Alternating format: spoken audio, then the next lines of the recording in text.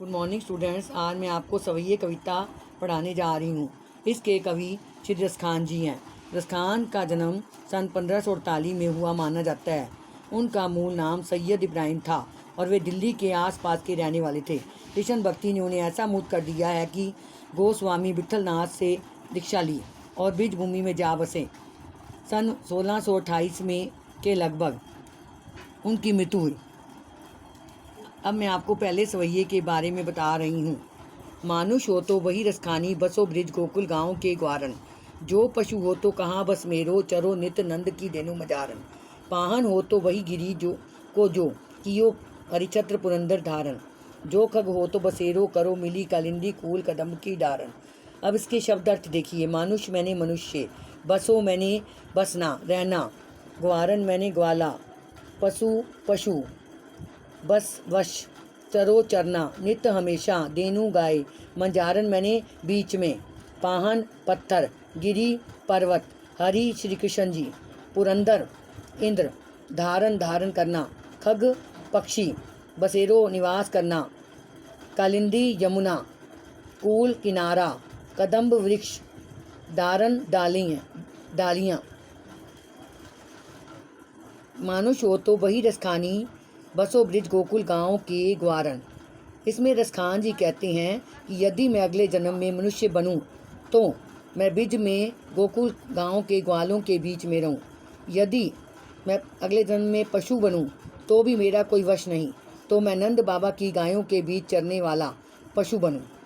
पाहन, यदि मैं पत्थर बनूं तो उस गोवर्धन पर्वत का पत्थर बनूं जिसे श्री कृष्ण ने इंद्र के अभिमान को तोड़ने के लिए अपने हाथ की उंगली पर छत्र के समान धारण किया था। यदि मैं पक्षी बनूं तो मैं यमुना नदी के किनारे कदम्ब वृक्ष की शाखाओं पर निवास करूं। इसका काव्य सौंदर्य इसमें रसखान जी का श्री कृष्ण जी के प्रति अनन्य प्रेम प्रकट हुआ है।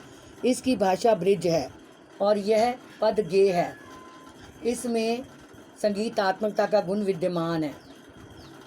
कालिंदी कूल कदम्ब की डारन में अनुप्रास अलंकार है। अब मैं आपको दूसरे सवैये के बारे में बता रही हूँ। या लकुटी अरु कमरिया, पर राज तिहु पुर को तजी डारो। आठों सिद्धि नवों निधि के, सुख नंद की गाय चराई विसारो। रसखान कबोई नाखों आँखिन सो, ब्रिज के वन बाग तड़ाग निहारो। कोटि के कलगोत के दाम, करील के कुंजन ऊपर वारो।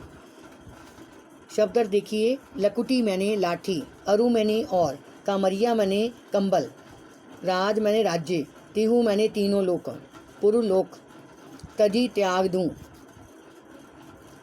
आठों सिद्धि, 8 प्रकार की सिद्धियाँ, नवों निधि, 9 प्रकार की निधियाँ, गाई मैंने गायें, चराई मैंने चराने, विसारो मैंने बुला दूँ। कबो मैंने कब, आँखिन आँखों से, वन बाग बगीचा, तड़ाग तालाब, निहारो निहारना देखना, कोटिक करोड़ों, कलगोत के धाम, सुनहरे महलों, करील के कुंजन करील की कटीली झाड़ियाँ, वारो मैंने न्यौछावर करना। या लकुटी और कमरिया, पर राज तिहूँ पुर को तजी डारो। रसखान जी कहते हैं कि श्री कृष्ण की प्रिय वस्तुओं को लेने के लिए मैं सब कुछ छोड़ने को तैयार हूँ। वे कहते हैं कि मुझे यदि श्री कृष्ण की लाठी और कंबल मिल जाए तो मैं तीनों लोकों के राज्य को छोड़ने को तैयार हूँ। वह नंद बाबा, आठों सिद्धि नवोनिधि के सुख नंद की गाय चराई विसारो।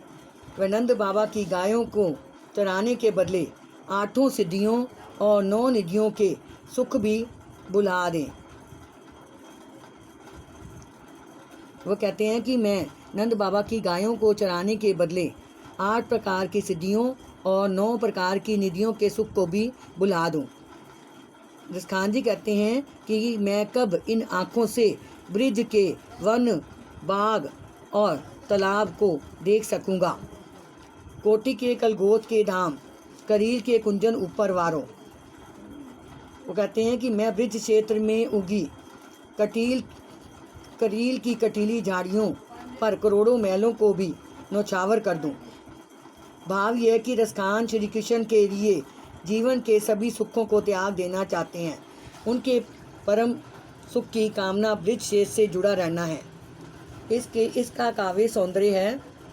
इसमें श्री कृष्ण के प्रति अनन्य प्रेम का चित्रण है। इसकी भाषा ब्रिज है।